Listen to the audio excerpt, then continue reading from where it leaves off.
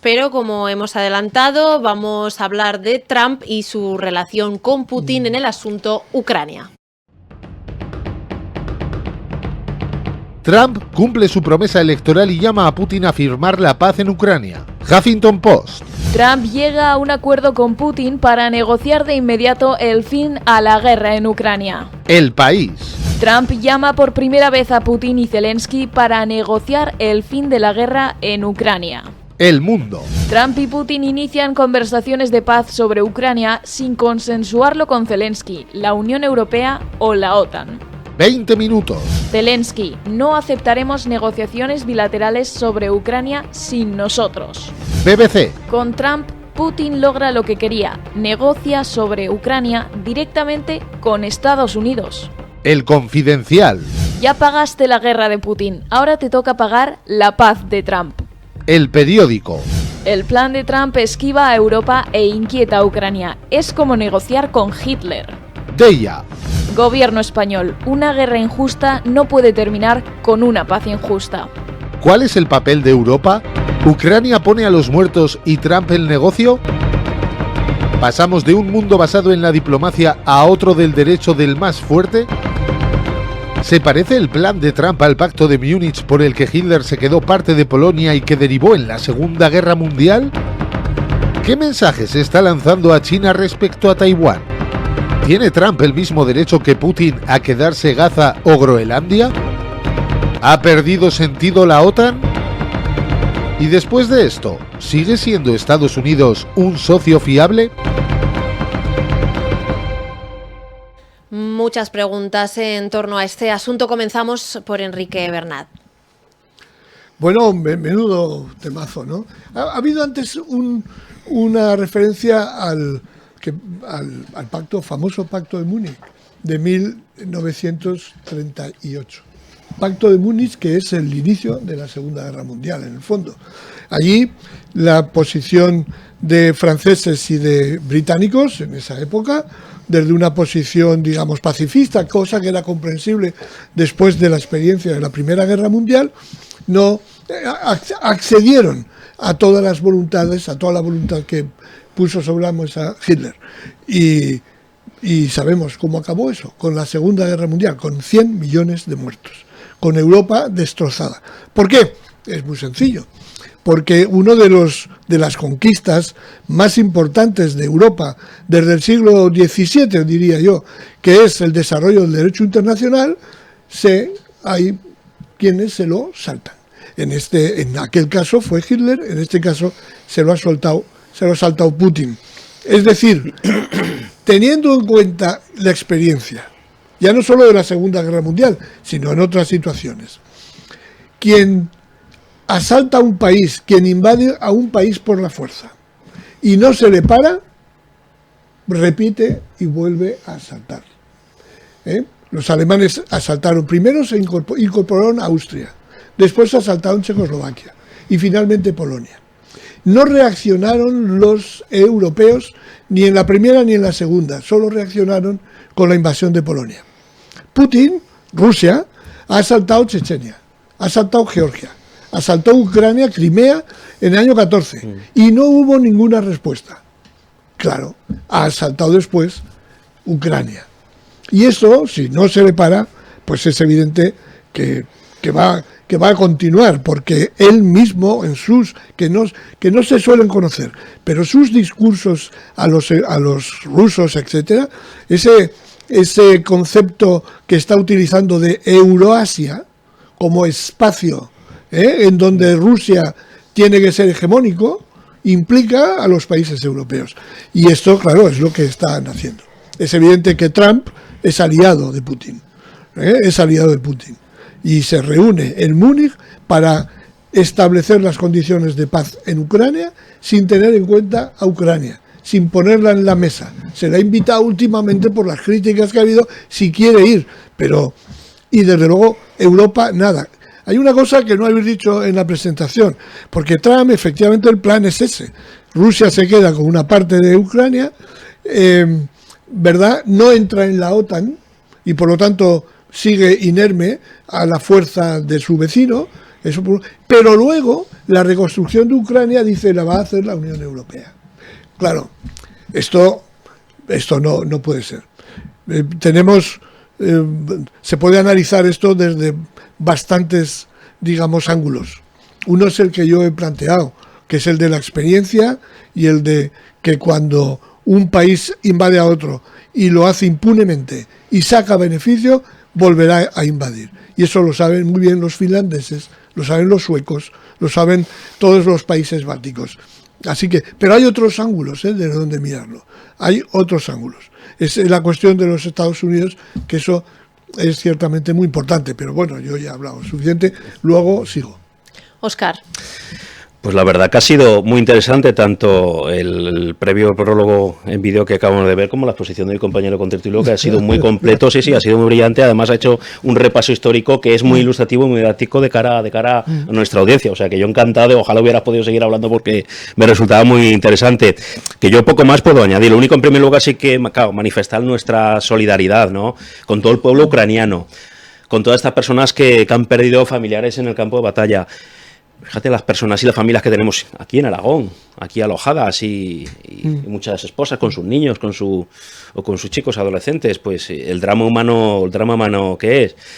En fin, nuestra mayor apoyo y solidaridad con el pueblo ucraniano. Vamos a ver cómo se desenvuelve todo, porque esto es una partida de ajedrez que esto no ha hecho más que empezar, ¿no? Siempre buena noticia que, así visto desde afuera, sin entrar en ningún detalle, dice, bueno, a ver si hay una esperanza de paz y que se termine esta guerra que cada día está ocasionando muertos. Yo no sé las decenas de miles de muertos que estamos teniendo por ambos bandos y sobre todo por parte de Ucrania, ¿no?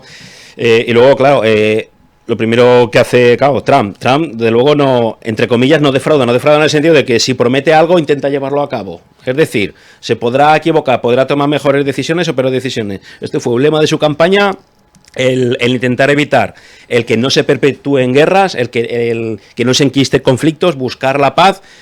Se ha puesto a ello. Luego veremos a ver el tiempo también.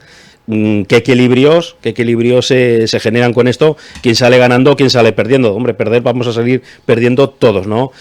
Luego, claro, si, como bien indicabas, ¿no?, dice, bueno, pues empiezan a negociar a espaldas de Ucrania, Trump y Putin, dice, bueno, ¿esto qué es? El zorro y el gallinero, ¿no? A ver cómo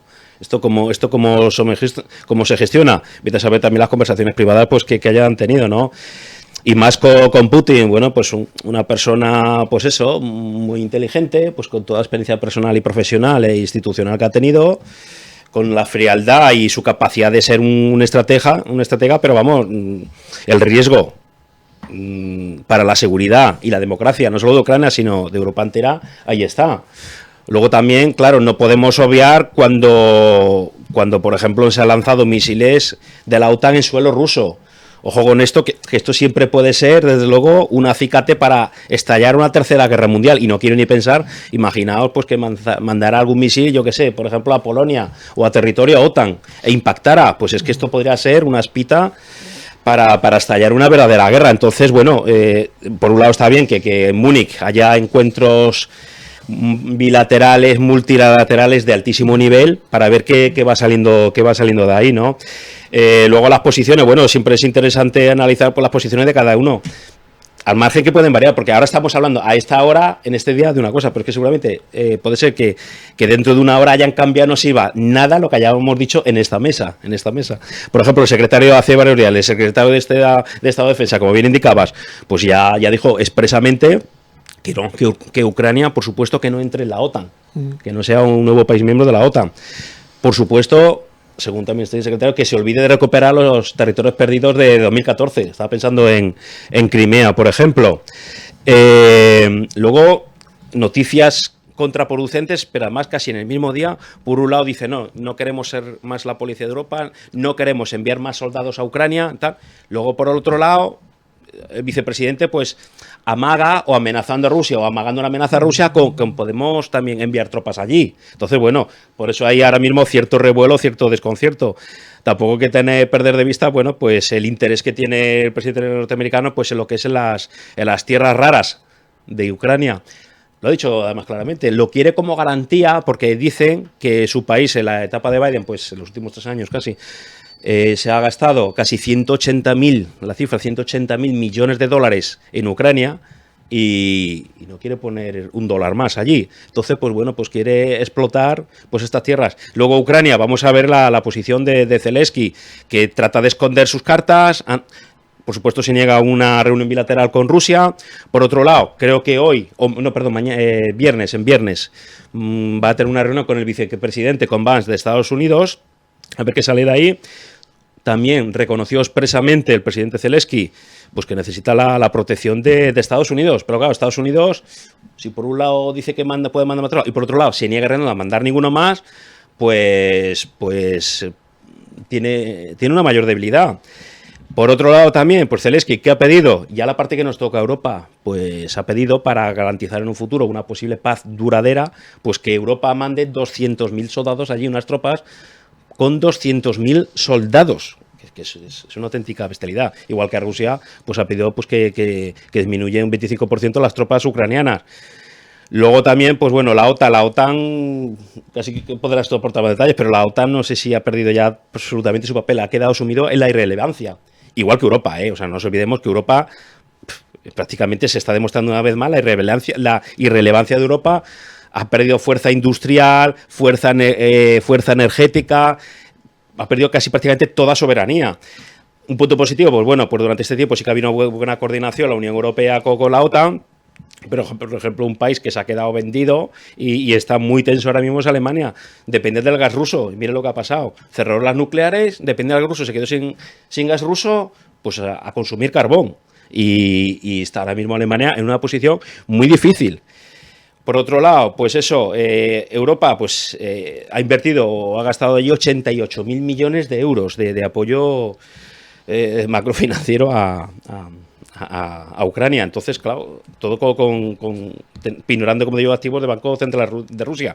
Y ojo con el tema de que nos están exigiendo de incrementar un 2% los gastos de defensa, que llegue hasta un 2% en el PIB. España no llega ni de lejos, es el país que menos ha aportado y muchos países pues tampoco tienen capacidad o tampoco tienen la voluntad. Entonces hay cierta división en Europa. Es un escenario muy complejo el que se va a abrir por delante. Un tema complejo que además planteábamos también ese papel de Estados Unidos como aliado de la OTAN cuando a la vez está proclamando que quiere hacerse con Dinamarca, toma decisiones de manera unilateral. Podríamos seguir hablando, pero tenemos un tema más. Como Enrique, que te... Sí, no, lo que pasa es que este asunto a quien más golpea es a la Unión Europea. Y si volvemos a las patrias nacionales, desapareciendo la Unión Europea, ya podemos, eso de el salario mínimo interprofesional, la pobreza se va a echar encima de nosotros, pero ¿de qué manera? Porque no hay forma en el mundo actual de poder tener una posición de, digamos, como la que hemos tenido hasta ahora, si vamos cada una de nuestras naciones pequeñitas, ¿os imagináis a España teniendo que exportar, importar con pesetas? ¿Qué futuro nos tendríamos hoy en día? En fin, a mí también me preocupa. Es muy importante. Sí. Y el de Estados Unidos también. Porque yo creo que Estados Unidos, a mí me da la sensación, si tuviéramos tiempo os explicaría por qué, pero es el inicio de su declive. Estados Unidos va hacia abajo, ya lo viene sufriendo desde hace un tiempo, pero en estos momentos vais a ver cómo se va a acelerar ese declive.